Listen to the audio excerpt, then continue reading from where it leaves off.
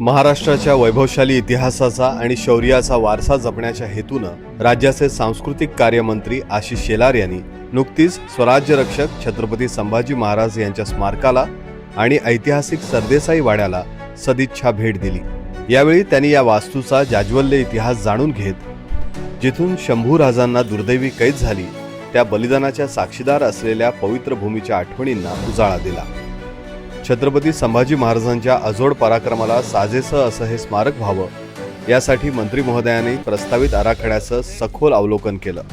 धर्मवीर छत्रपती संभाजी महाराजांच्या चरणी नतमस्तक होतो, अभिवादन या ठिकाणी अर्पण करतो। आपल्या सगळ्यांना माहितीच आहे की भूमी पावन भूमी आहे, ऐतिहासिक भूमी आहे, प्रेरणे आणि शौर्याची भूमी आहे आणि या कसबात आणि या ठिकाणच्या भूमीवर छत्रपती संभाजी महाराजांचं भव्य स्मारक व्हावं ही कल्पना, अपेक्षा आणि इच्छा वर्षानुवर्षे इथल्या नागरिकांची आहे।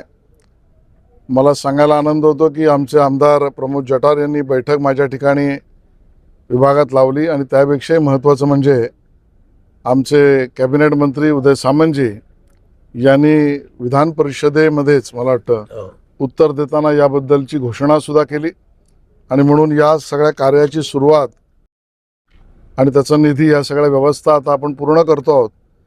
त्याची पाहणी करणं, त्याचा आढावा घेणं, त्याचा आराखडा बघणं यासाठी मी या भूमीमध्ये आलेलो आहे। हे भव्य स्मारक लवकरात लवकर पूर्णत्वास नेण्यासाठी महायुती सरकारचे सर्व घटक अत्यंत कटिबद्ध असल्याची ठाम ग्वाही त्यांनी यावेळी दिली। या महत्त्वपूर्ण प्रसंगी विधान परिषदेचे आमदार प्रमोद जठार आणि आमदार किरण सामंत यांची विशेष उपस्थिती होती।